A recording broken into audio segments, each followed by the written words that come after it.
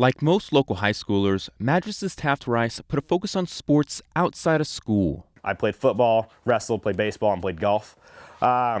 Sadly blew up my knee, kind of ended things for me. I tried to come back from it, didn't work out for me. And so I put everything I had in FFA because that's what I had left. Showing pigs for 4-H was the start of a path that led to FFA for Taft. Multiple injuries shifted his focus more towards the popular extracurricular activity. I traded jerseys and trophies for buckles and banners. You see, with injury comes time to heal. And with that time, we can choose to feel sorry for ourselves, or we can use it to better ourselves. It was a moment at home that drove that motivation through the roof. Came home, my sister tried on my FFA jacket. She's like, I want to be like you, Taft. And I'm like, mind blown. Like it flipped the switch for me.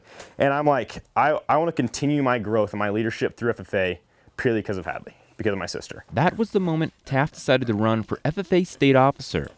He had to go through rigorous interview processes, competing against thousands of kids from across the state. The biggest speech I've given to people is probably in front of 100, 150 people. And to go from that to 3,000 people is a crazy thing.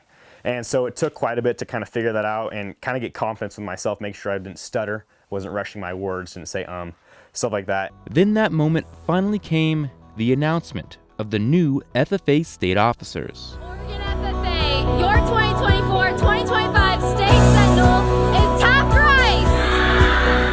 They announced my name and it was just awe-inspiring. I took off, I ran up on the stage, I did a cartwheel, and then I went and shook the hay. I went and gave a big hug to Mary Teal, our past state sentinel, and got ushered back to the room where all the new elected state officers were. And it was just crazy. Hugs, tears, all kinds of things. I mean, it's just a whole room of emotions. Taft's primary responsibility over the next year will be to serve. State officers can expect to spend more than 250 days away from home once they start their year of service. I think it's open to anyone. There isn't anything that will stop you from running for state office. There's no holdbacks, no nothing. I mean, if you want to run for state office or you want to be a big part of FFA or even your community, do it.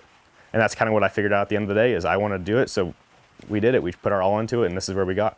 In Madras, Steele Haugen, Central Oregon Daily News.